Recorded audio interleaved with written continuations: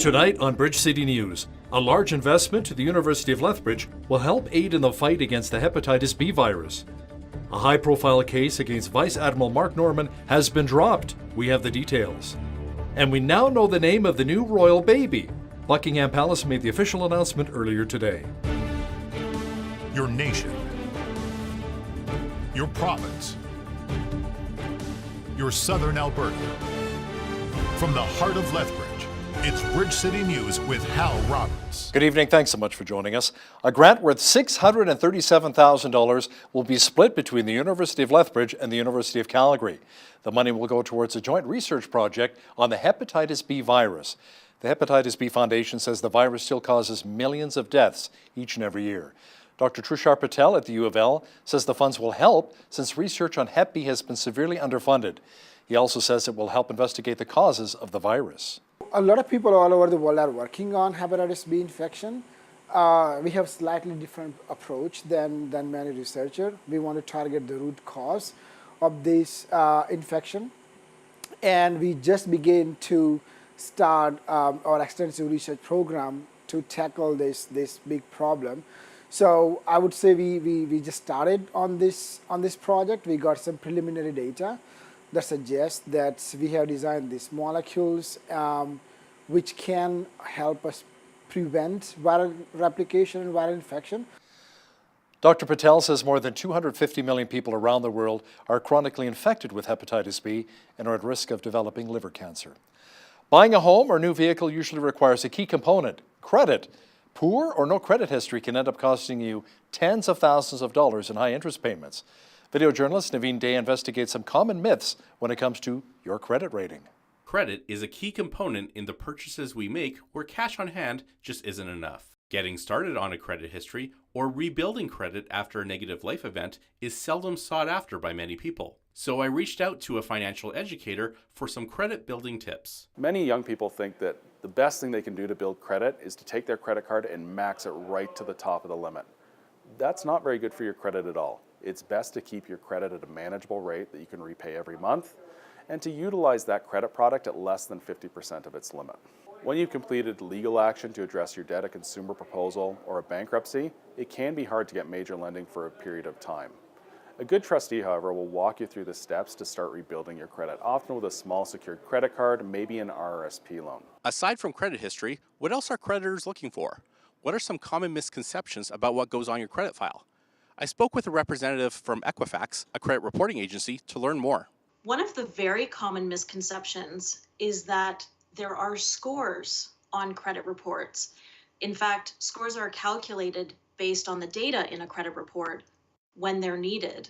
So a score is not actually one of the items that is maintained on a credit report or credit file. What happens is when you apply for credit, such as a credit card or a car loan or a mortgage, that is recorded on your credit file in the form of an inquiry. Those hard inquiries can be taken into account when an individual's score is calculated. So the next time you go to apply for credit, that new hard inquiry from the previous time you applied for credit may have an impact on your overall score. Your income, wealth, and holdings that you may have are also important, as this assures the lender that there is sufficient cash flow to cover the payments. For Bridge City News, I'm Naveen Day. This weekend's Taste of Lethbridge event brought the community more than just delicious food and good company. 5th on 5th Youth Services benefited greatly from the event, raising over $55,000. The nonprofit group, which has recently applied for funding from the provincial government, appreciates every dollar they receive.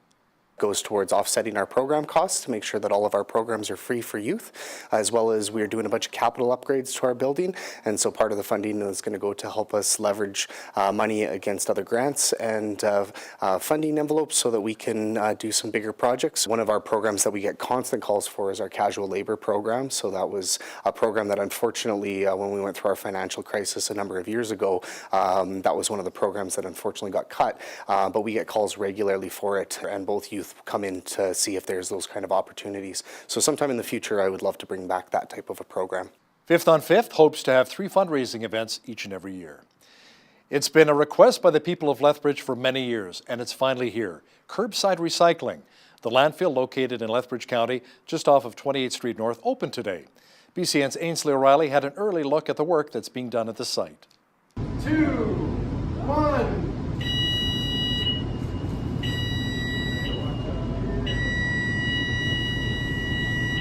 The MRF, or Material Recovery Facility, began sorting today. The facility is now all ready. Everything has come into reality, and we're really excited and happy to see this. Product is ready to go. Next week is the first pickup. We're just looking forward for that Tuesday to start processing everything from the residents. The 45,000 square foot building is owned by the city and is operated by a private contractor that claims it's capable of processing 8 tons of recyclables per hour. Not an easy job. They need to be there trying to pick 40 to probably 50 items per minute, so it's really busy. And they're going to be rotating during the different stations that we have in order to make sure we separate all the materials that you saw there. The equipment is going to do, I will say, probably close to 50 to 60% of the sorting, but we still need to make sure we do the final step in order to have the quality that we're looking for. When it comes to sorting out your waste at home, the city stresses the importance of educating yourself. To make sure that the right things are going in the bin so that it's easier to be sorting, and not just that we can market the product, because if it's tainted, it's tougher to market the product, and so we want to make sure we can get the best, if you want to say, bang for your buck, and that we can get this sent out to the brokers the best way possible. Lethbridge's very first curbside pickup will take place between May 14th and 24th. Recycling and knowing what to put where can be tricky. The city wants you to know that you can recycle cardboard, paper, metal cans, and plastics labeled 1 through 7. And if you're still not sure what goes where, you can always visit the City of Lethbridge and their Waste Wizard, which is a digital database telling you exactly what goes in the bin. For Bridge City News, I'm Ainsley O'Reilly. If you're still unsure of what to do for breakfast, lunch, or dinner, why not head to a McDonald's restaurant today and help out a good cause? Today is McHappy Day right across the country. That means $1 from every sale of each Big Mac, Happy Meal, and hot beverage will go towards Ronald McDonald Houses and other children's charities. BCN's Loris Alexander is McHappy to report on this great cause. Happy McHappy Day. I'm here at the McDonald's on Scenic Drive in Lethbridge. It's probably their biggest day of the year here. $1 from the purchase of every Big Mac, Happy Meal, or McCafe hot beverage will go towards Ronald McDonald Children's Charities. Ronald McDonald House provides much needed support and housing for families in need. So get down to your local McDonald's and do your part. McHappy Day is the greatest day that McDonald's has. We support Family Centre here in Lethbridge, Ronald McDonald House of Southern Alberta, and 75% of funds stay right here in Lethbridge with the Family Centre. We had volunteers coming in as early as 6 a.m. this morning. There's a lot of energy back there, there's a lot of excitement. For me, like as someone who's generally very quiet, I find that days like today when we have all these people in here, like that there's a lot more energy. Everyone's really happy, excited to be here. We get a lot of volunteers from the community. We have, I think almost half the people here are volunteers that are just here to help out and help be a part of this, and they love getting involved, and every year we have tons of people who want to come and be involved and be a part of this fundraising effort. My granddaughter was born at the Royal Alec in Edmonton last year this time, and we lived at Ronald McDonald House for just about 2 months between Edmonton and Calgary. She had complete reconstructive heart surgery. That Ronald McDonald was there for us, and it was a home away from home. They really, really took care of us.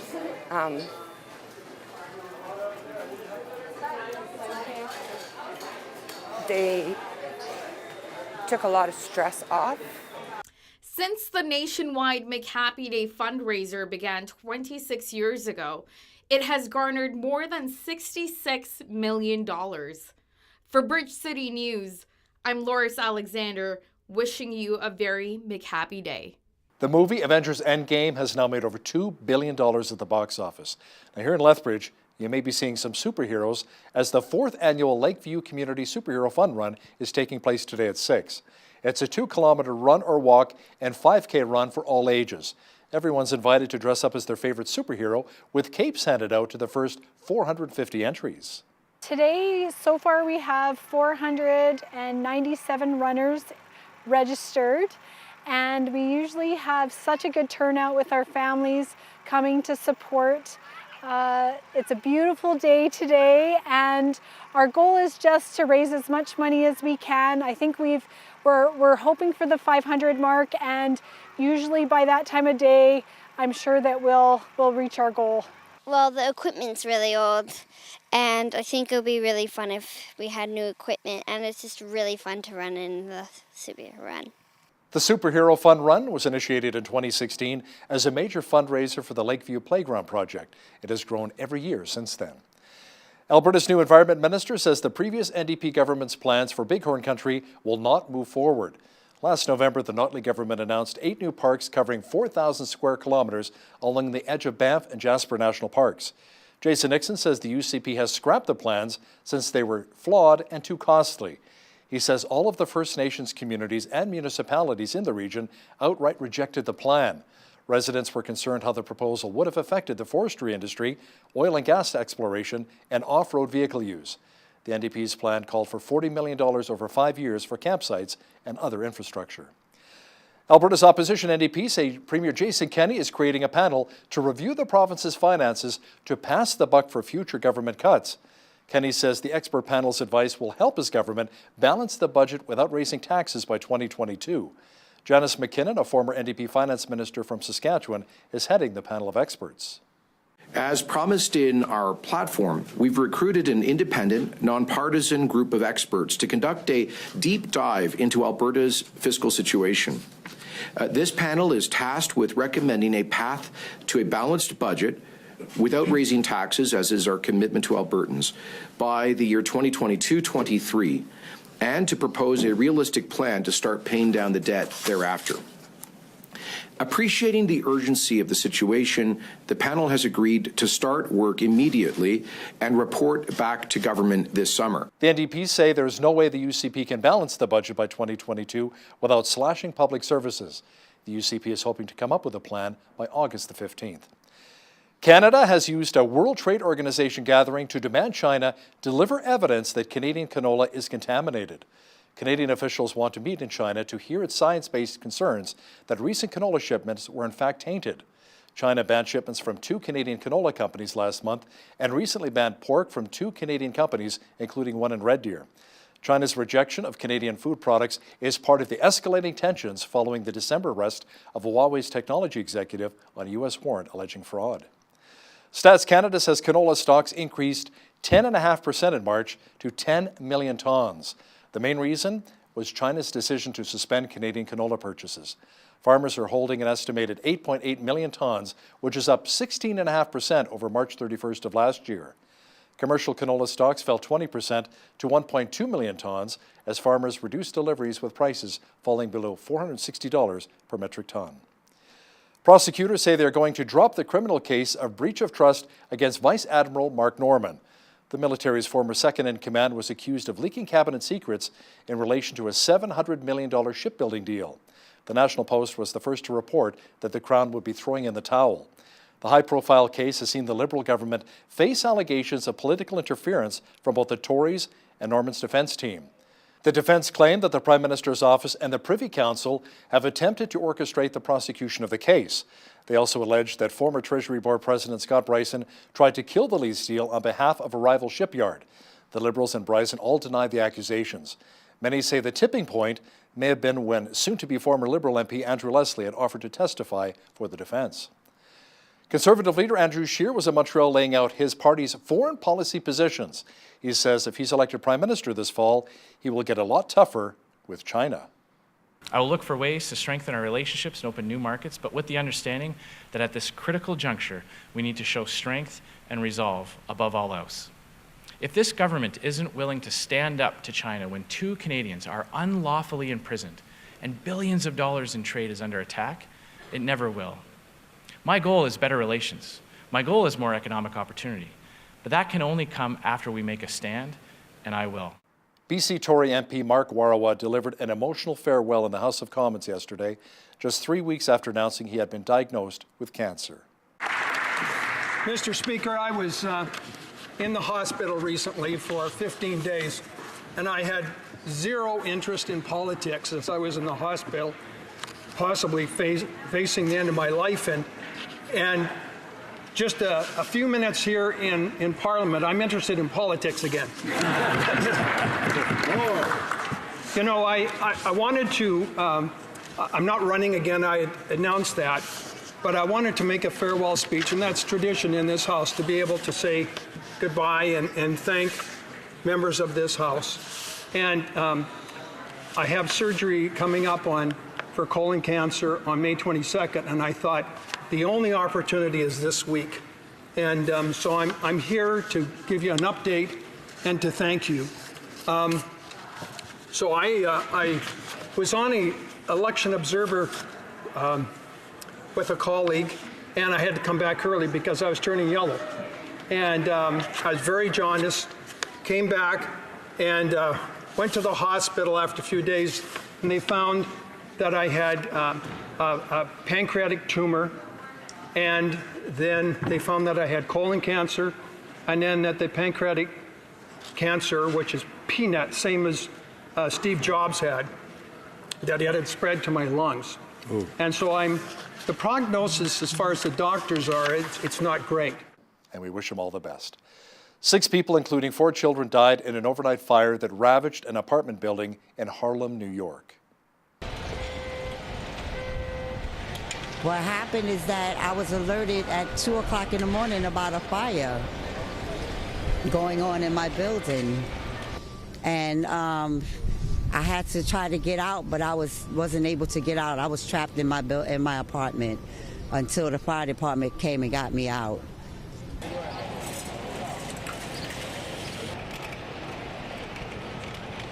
It's terrible, you know.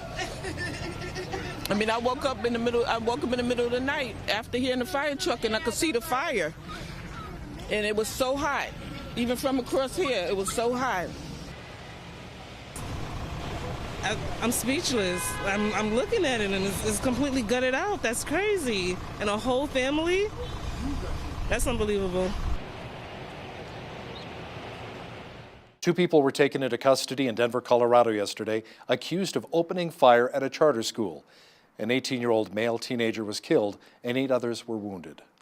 So the announcements came on saying it was a lockdown, stay safe and stay hidden, and our teacher told us to hide behind the equipment in the room because there's weight equipment.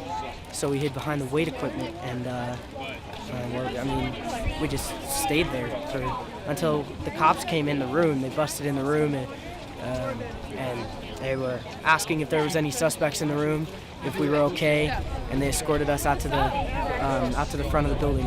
Obviously, when you get notification that there's an incident going on at the school, you think the worst, and you just hope for the best. And you just try to remain calm and to get as much information as you can about what's going on. And the great thing is that most, Jake and a lot of other kids have a lot of mobile phones, and so you're able to really connect pretty quickly with them to find out what's going on. So that really helps a lot. After months of speculation about the royal baby's name, we finally have the answer. The Duke and Duchess's boy will be called Archie. Yeah, that's right, Archie. The full name is Archie Harrison Mountbatten Windsor. The couple broke the news on their official Instagram account. Official confirmation came from Buckingham Palace around 4:45 p.m. local time. Archie, I never would have guessed that. A mainly cloudy but mild day in the Windy City, and the mercury will be climbing. Complete weather details are coming up. Lots of clouds and mild today. Tonight, a slight chance of showers developing with a low near 0. Tomorrow, just a few clouds developing with a high near 16. Friday, the mercury will climb to 21. A wonderful weekend is shaping up. Sunshine for Saturday and a high near 27. Sunday, almost as nice with a high expected near 25. Monday, cooling off slightly to 19 degrees. Tuesday, a few more clouds roll in, and we should see a high near 22. Looking at the almanac, the average high for this time of year is 17 and an average low of 3. The highest temperature on the state was recorded in 1987 at 30 degrees, and the record low was -4 in 1943. Sunrise was at 5:57 and sunset at 8:58. Looking at how tomorrow's shaping up now across the country, Victoria will be mainly sunny at 21, sunshine and 21 as well for Vancouver. A mixture of sun and cloud and 16 for Calgary on Thursday. Expect a high near 20 for Edmonton.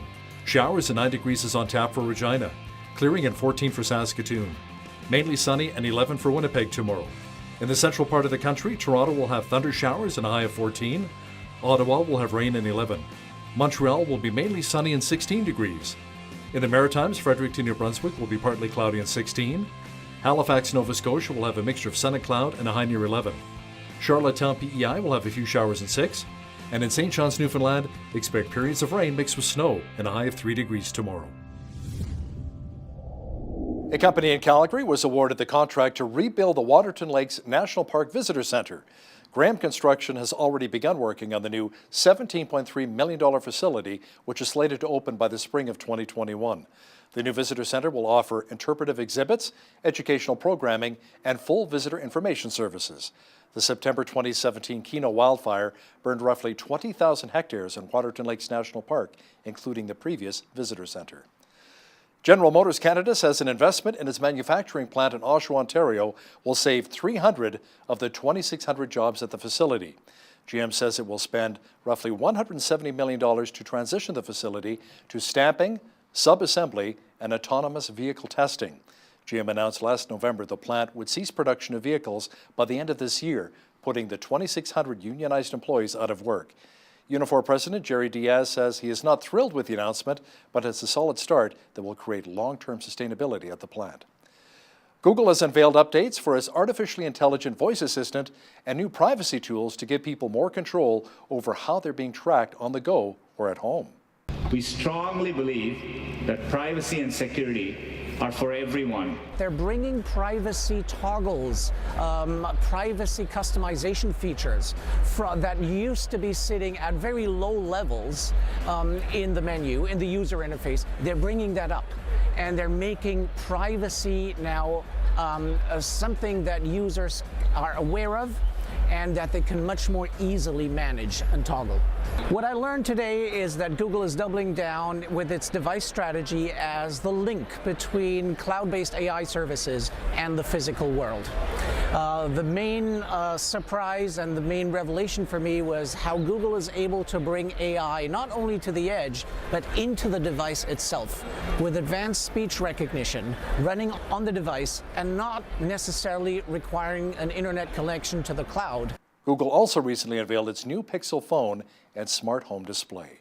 Now, here's a look at today's markets.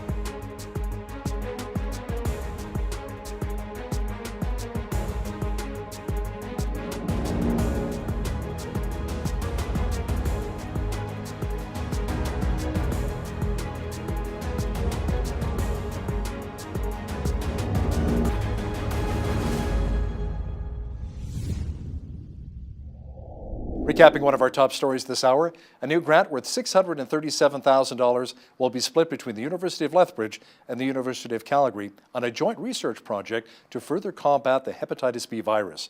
According to the Hepatitis B Foundation, the disease is responsible for millions of deaths each and every year. A private member's bill has been put forward that would protect physicians who refuse to participate in medical assistance in dying. Saskatchewan MP David Anderson, who is also the Shadow Cabinet Secretary for International Human Rights and Freedoms, has details next. But first, here's a look what's happening in and around your community. Here's your Bridge City News community calendar. Come out and celebrate Monarch Day, taking place Saturday, May 11th at the Monarch Community Hall from 8 to 11 a.m. Enjoy a delicious pancake breakfast, a bake sale, plus find new treasures throughout Monarch with community garage sales being held throughout the day. For details, call 403-360-0811. The Lethbridge Senior Citizens Organization is holding a Mother's Day brunch on Sunday, May 12th with 3 seatings at 10 and 11:30 a.m. and 1 p.m. at the LSCO.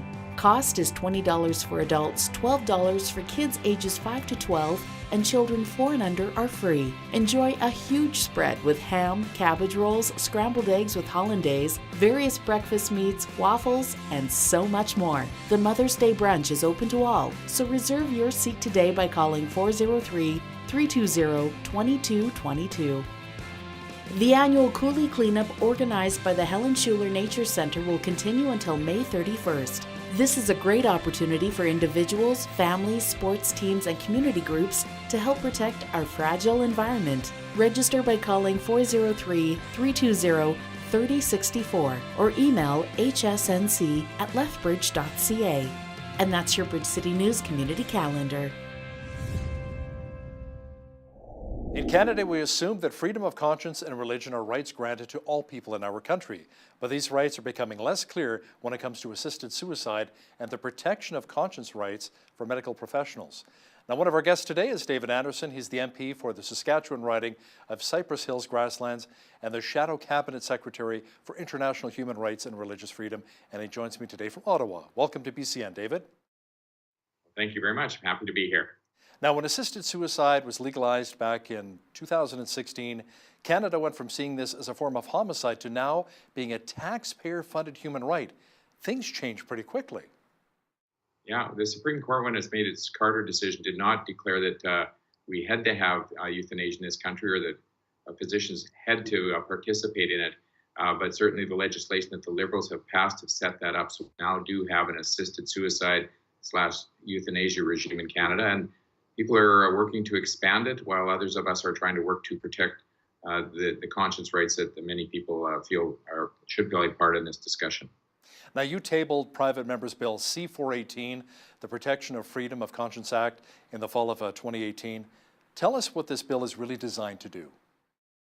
Well, C-418 is a response to C-14, which was the government's assisted suicide legislation. And within that, the government bill, they had included a clause that no one could be forced to participate in euthanasia-assisted suicide if they did not choose to. But they did not define the offense. They did not put any kind of framework around it. So C-418 basically brings that framework into play. It makes no offense for anyone to intimidate, coerce, or threaten someone into participating if they don't want to. It also makes it an offense to change or threaten to change someone's employment status if they won't participate. And it talks about any person doing that. We believe that definition of person should include persons, employment, institutions, the institutions themselves, and the governing regulatory bodies for the various medical societies. Now, you believe the right to refuse participation based on conscience is a constitutional right. Did the Supreme Court decision specifically say that physicians would not be required to participate? They did not say that. They did not rule on this. Well, when they ruled on the Carter decision, they did not require euthanasia to be a kind of a requirement within Canada. That was not part of that. The government themselves have made the decision that this is going to be part of their social policy and social process, and they're the ones who brought the legislation forward that brought this into play. So the courts were not the ones who forced the government to bring forward the legislation that we now have. I understand that in Ontario, physicians are now required to provide an effective referral for medical assistance in dying. The argument seems to be that this should curtail any concerns you may have because you're not directly participating. How would you respond to that? Yeah, this is very controversial because the provinces each set the standards. And so various provinces across the country actually have different requirements of physicians and of medical personnel. Ontario is one of the most restrictive in terms of requiring physicians to refer. That hopefully will change here in the future. Alberta has a much more balanced approach to it, which is to basically, you're required to notify people of the options that they have and where they can go to find the information, but you're not required to actually send them there. And so there are, some people think that even goes too far. I should be able to just refer to an institution or whatever, not have to participate in the process. But certainly Ontario is the most restrictive and most demanding. And I think there are many physicians now are getting very uncomfortable with those requirements. So what do you say to critics who argue that this bill would limit or prevent some Canadians from being able to access medically assisted suicide, like medical assistance in dying? Sure, it's a good question, but this bill actually doesn't touch on that. It just basically says that employers, for example, cannot threaten their employees who do not want to participate, and it makes no offense for anyone to coerce or threaten or intimidate someone into doing this. But we're certainly seeing, unfortunately now, even hospitals are posting the assisted suicide MAID information. They call it medical assistance in dying is their term for it. We just prefer to use it euthanasia or assisted suicide, but they're posting the material on their walls now, making it more available to people. So I don't think that there's a shortage of opportunity if people want to participate here, but we do want to protect the rights of those who don't want to be part of this, especially those who believe that we should see life through to its natural end. Now, some believe there's a need to have a publicly available list of willing doctors, or perhaps have medical assistants and dying specialists who travel the country. What are your thoughts on that? There's a number of different ways that people can get access to the information that they need if they want to participate. We think that there's, the referral system's one of those. That's not one that we would prefer. Providing a directory of some sort might be another way. We have telehealth numbers across Canada which people can use. So there's no reason to be coercive about this. There's enough opportunity and options for people that we can make those provisions for people who don't want to participate to be able to step aside. And this doesn't just affect physicians, it affects nurses as well. And I've had a couple of them call me very concerned about the fact that the people in their nursing homes are now being subjected to this, and they don't want to have any part in that. So we need to protect those people, I think. Are you aware of any cases where a medical professional has been fired for refusing to participate in assisted suicide? Okay, I've not heard of cases where people have been fired.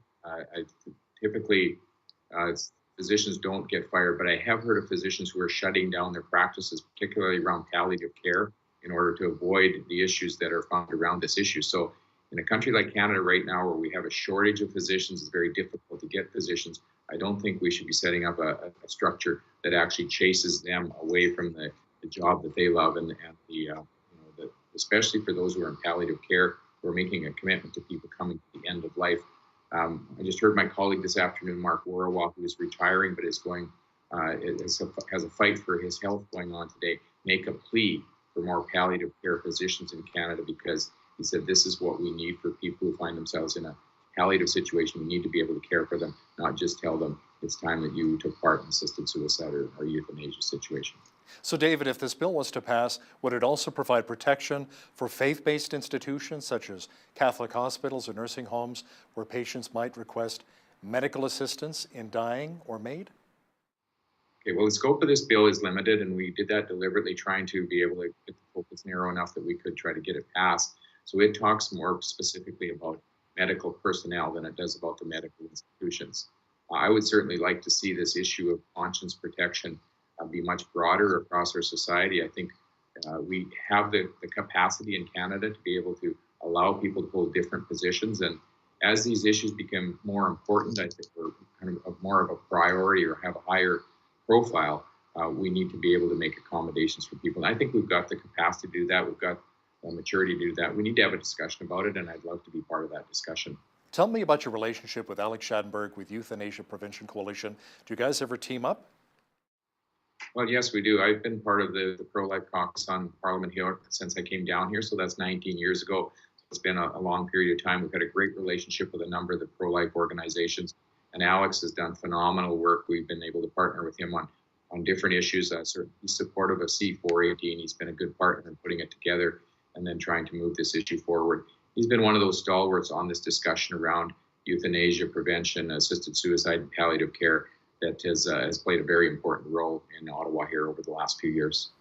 Now, there are groups in Canada who've been advocating our government to allow minors to receive medical assistance in dying. That was a big concern for Alex Schadenberg as well. Do you think there's a real possibility we may see this happening in our country? Well, one of the concerns is our President Attorney General was one of the people who actually did not support his own government's legislation because he felt it didn't go far enough. And it was interesting that as soon as the first stage was passed, then we begin to hear advocates saying we need to go much further. And, minors is one of the areas that they want to go basically uninformed or prior consent, I guess you could call it prior consent, where someone then finds themselves in a situation where they can't consent, is another suggestion from some of these groups that they want to be able to perform euthanasia at that point as well. So we believe we've gone too far already, but certainly we don't want to see those boundaries move any further, and particularly in the area of minors or the disabled, handicapped people in our society. You know, one of the points that I remember Alex brought up with me in the past is that it really is a slippery slope when you involve minors. You know, parents could say, my child is suffering from terrible depression, there's no way out of it, this might be the only option. I mean, that's a dangerous precedence. That's a dangerous road to go down. Yeah, well, mental health issues, as you point out, is a whole nother field of, where people are beginning to advocate for the options, and sometimes people are not thinking clearly. There's other factors in the background. I've talked to some physicians who talked about underlying causes of why someone might want to participate, and then when you sit down and talk with them, you find out there are things like elder abuse taking place, or there are people who are neglecting their parents, or there's reasons why families are trying to push someone in that direction. So this is something that is what we thought it was, which is that people will be coerced and forced into it, and we need to make sure that we protect people at every point. Now, you've served as an MP for almost 20 years, and you're not going to run again in the upcoming federal election. First of all, let me ask you, does it feel like 20 years? It feels like a lifetime, but it's been a great opportunity to be here. I have mixed emotions about leaving, because when you really like doing a job, you have mixed emotions when you leave it, but it is the right time for us to do that. I've had a good run, and I've been happy with the results and the things that we've been able to do here. I've been able to work with some great people. I've had good staff forever, and that has made a huge difference for us. And my wife Sheila has been patient with me over the years, but it really is time that I spent some time with her. But I'm kind of guessing that your bill C-418 is unlikely to pass before then. Will somebody else be picking up the baton? Well, I've had a commitment from a few of my colleagues that they will pick it up next Parliament when it comes back, and I think we'll be in government. So hopefully it could be a part of our government policy, because our party has been very supportive of this principle. So certainly we'll see where it goes. It's unlikely, with the amount of time that we've got left, that this bill will pass. We're going to have a debate on the House, I think, on May 29th. If the schedule stays the same as it is now, that would be the first hour, and then there will probably be a second hour in June. We may not even get to a vote on it before the House rises for the summer. Provincial health care budgets are all under huge pressure with rising costs. Now, are you hearing of any cases where patients are being pressured to choose medically assisted death rather than choose the more expensive medication or palliative care? So I haven't heard of any of those examples yet, but I think we are all anticipating that will be the case in the future. As this goes a little bit further ahead and becomes more acceptable, and you start to see the boundaries being pushed back on it, as some people want to do, I think that one of the things you'll see is that, well, there's a good reason here. There's a reason of expenditures of public funds, and perhaps that's a good reason for us to be expanding the application of this. I'm concerned when I see the posters on hospital walls that would encourage people to consider this as an option. And I talked to a physician just in the last couple of days, and they pointed out that the Hippocratic Oath actually has a clause in it that says, and it said for good reason from the beginning, but it says that we will not administer poison. And it's just interesting that I would argue that assisted suicide and euthanasia is doing exactly what they've said they will not do. Any final thoughts on conscience protection rights? What our viewers can do to really make a difference? Well, we'd like to see people keep this at the top of their minds over the next few months. C-418 may not pass, but we would like to come back to the next Parliament with this as a priority of the government. And I am anticipating that the Conservatives will form government. It's been part of our party policy, but we do need people to remind their MPs, push them, and encourage them to pass legislation such as this. So look forward to it, but we want to keep it in people's minds. If they want to contact their MPs and let them know it's important, that would be a really good idea. David Anderson, MP for the Saskatchewan riding of Cypress Hills Grasslands and the Shadow Cabinet Secretary for International Human Rights and Religious Freedoms. Thanks for your time today, and happy retirement. Oh, well, thank you. I suspect we'll find something to keep us busy.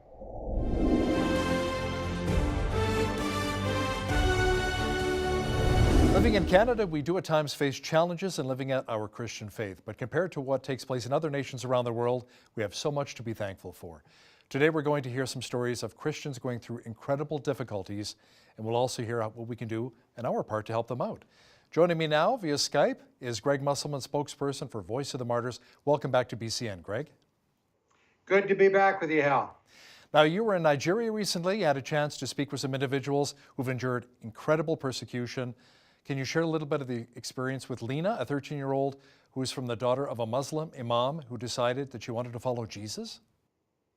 Yeah, and this is kind of the cool thing that, we hear so many stories of the death and destruction and the attacks against the church in Nigeria, and certainly that is true. But one of the ministries that we work with down in Nigeria, they have a safe house there. And so I was able to meet some of the young folks that were a part of the safe house. And, when you think of a safe house, it can be an apartment in Cairo, Egypt, kind of secluded. In this case, it's a compound. I can't see the area. We just don't want to put Lena and the others in danger. In fact, that's not even her real name. But as a 13-year-old, she was, observing Christians in her community and started to have some questions and saw that their lifestyles were different than some of the other people that she knew in her Muslim community. And so she started to ask questions. And as the more questions she asked, the more curious she got. And to a point where she said, you know what, I'd like to go to church. And she went to church, heard the message of God's love through his son Jesus, and said, I want to follow him. Now, she went home and talked to her father, as you mentioned, an imam, Islamic teacher. And immediately he wasn't that concerned. He thought, okay, well, she just has a few questions, but he was really not able to answer any of those questions. So she started to pursue even more and just came to the point that Jesus was true. He was the Son of God. He died for her sins, and she wanted to have a relationship with him. And then it didn't go so well with her father at that point. He actually became very abusive, and her life at that point was in very much danger. Greg, it's hard to imagine someone that young having the determination to endure this kind of thing and to persevere to find freedom. How is this young 13-year-old doing right now? She's actually doing very well. I mean, she was in a situation where she was put into a forced marriage, a man that was much older and also had another wife. And can you imagine, a 13-year-old girl, and I've got 3 daughters, and I just can't even imagine, my daughters being in a situation like that. Obviously, I would never put them in that situation. But she was, forced into this marriage. It was at that time that she determined to run away. She was actually caught a couple of times, then eventually did get to some safety and to some Christians that were able to take her eventually to the safe house. Now, when she went there, she couldn't speak Hausa, which is the language of her tribe in that area, couldn't speak English, and was illiterate, knew nothing about the Bible. The thing that I found so interesting, Hal, is that after just a year or two being in the discipleship school, she's now speaking a little bit of English. Hausa is, she's able to write in that now. She could, of course, understand it. And she's reading the Bible. And she's really come to an understanding that, if you do come into a relationship with Jesus, there's going to be persecution.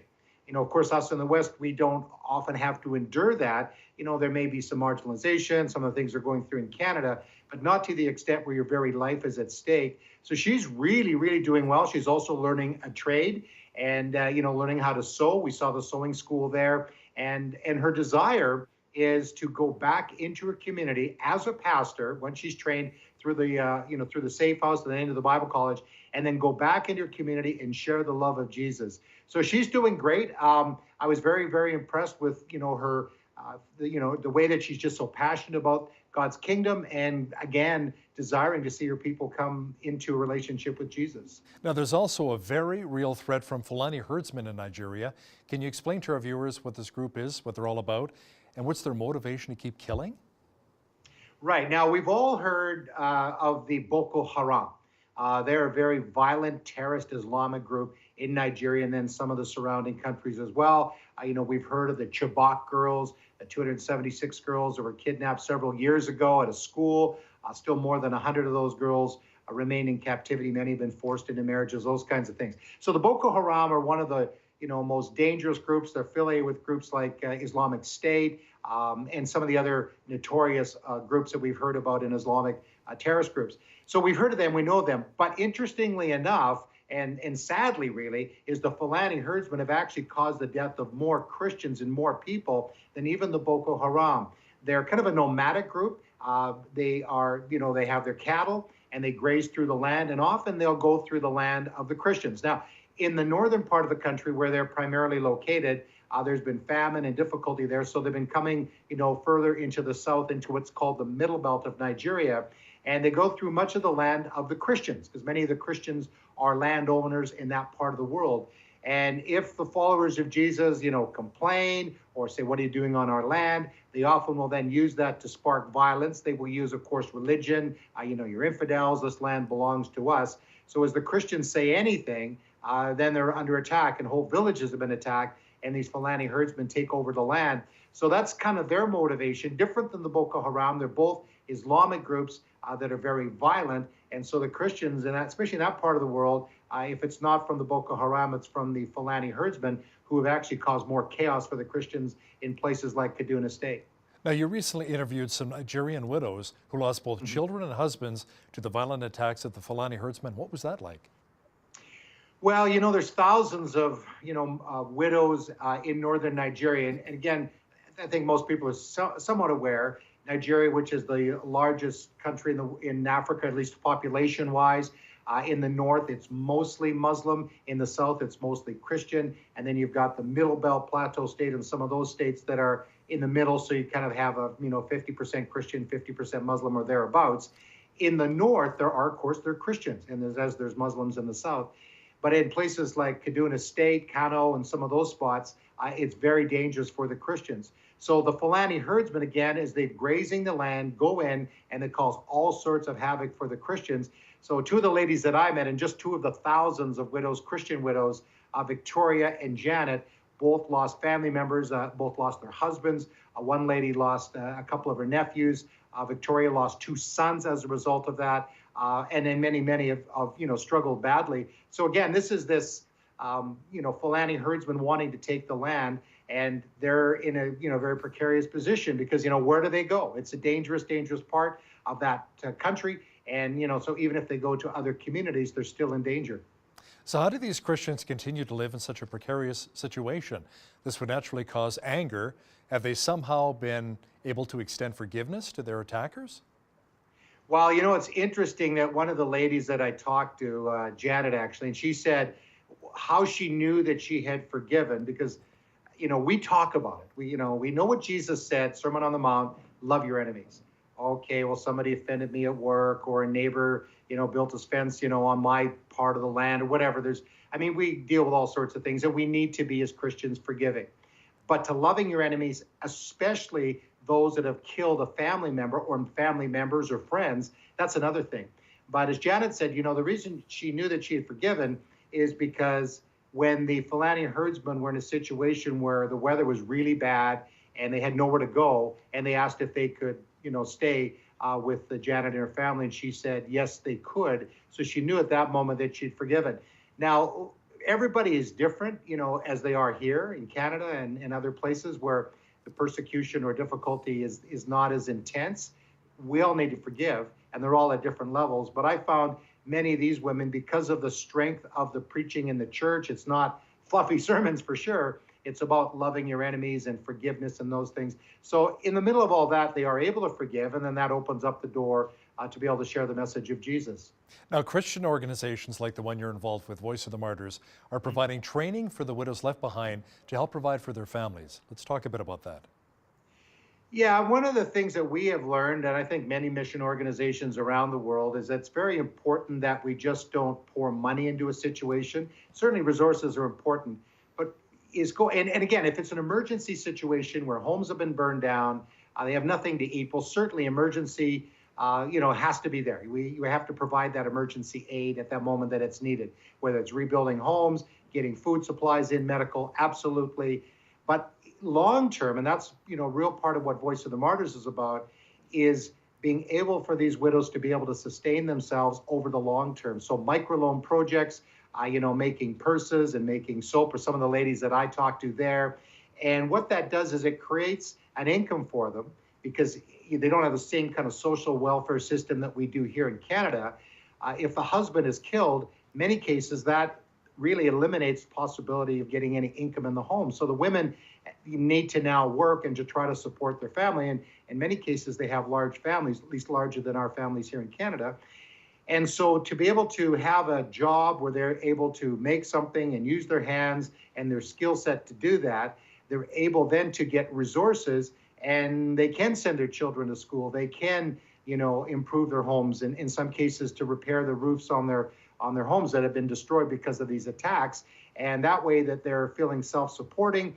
And in the middle of all that, then they have that self-esteem is, yes, we've been helped by Christians in Canada, organizations in Nigeria and around the world.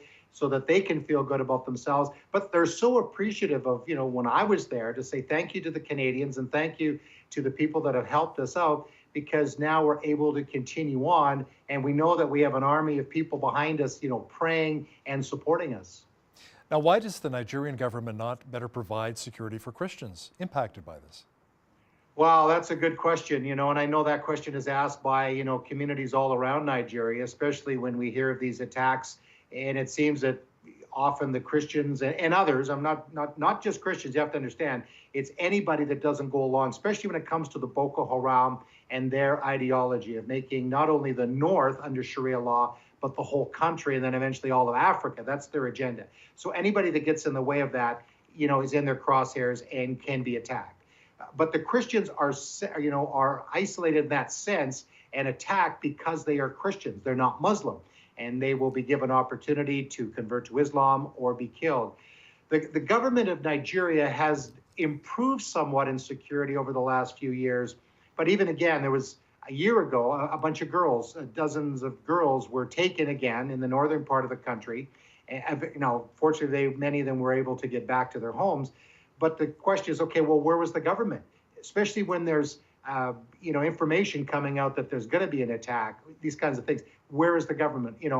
And so that's the question. In some areas, the government seems to be protecting, the innocent people in these villages. The challenge, too, is the overwhelming part of the Boko Haram and the various places they're attacking. It's hard for the government to get their military and police in those situations at all times. And then other times, to be honest, it appears that the government is turning a blind eye, and in some ways they're just allowing the Boko Haram and the Fulani herdsmen to go in and do whatever they want. Okay, Greg, let's leave Africa for just a moment here. Let's talk about what's transpiring in Asia, specifically China. I understand they've been shutting down underground churches there? Yeah, well, they've been, after the underground churches for a long time, Hal, and because of the growth of Christianity in China, and now you've got a new regime, President Xi, that his goal is to eradicate Christianity. Now, you and I know that that's not going to happen.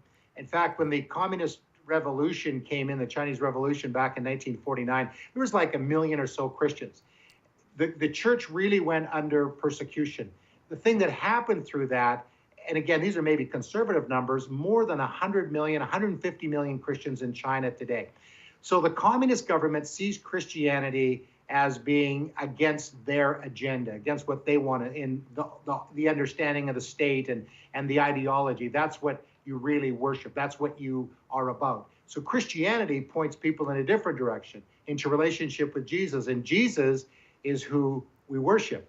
So the underground church has been under scrutiny and under attack, and pastors have been arrested and died in prison, and all those things have happened for decades in China. More recently, they have stepped it up and have really gone hard at the underground church. Now, what they've even going now is happening is, you probably heard of the crosses, thousands and thousands of crosses being removed in churches all across China.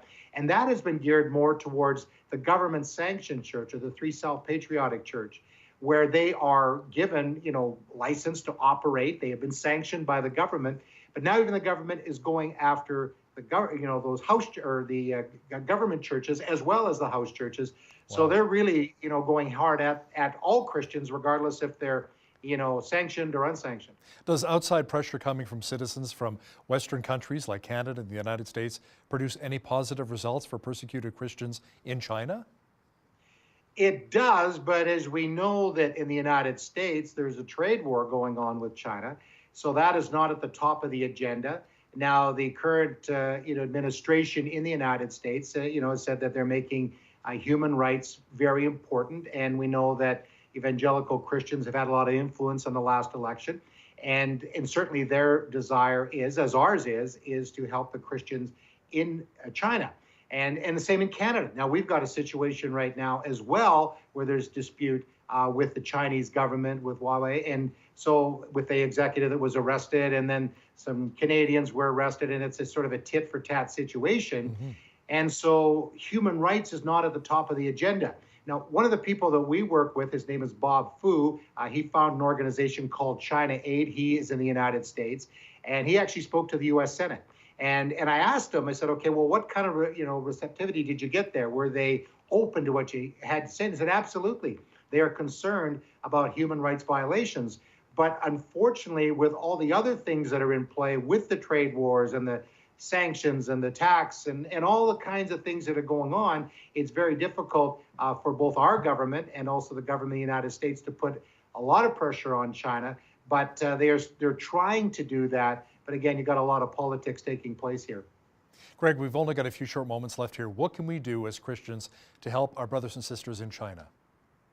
The most important thing is to pray. And again, I mean, it sounds almost like, well, yeah, of course, we need to pray. But really, we do. They are committed to praying. If you've ever been amongst Chinese Christians, whether it's in Canada or in China or wherever they are intense about prayer. They say that's the most important thing we do.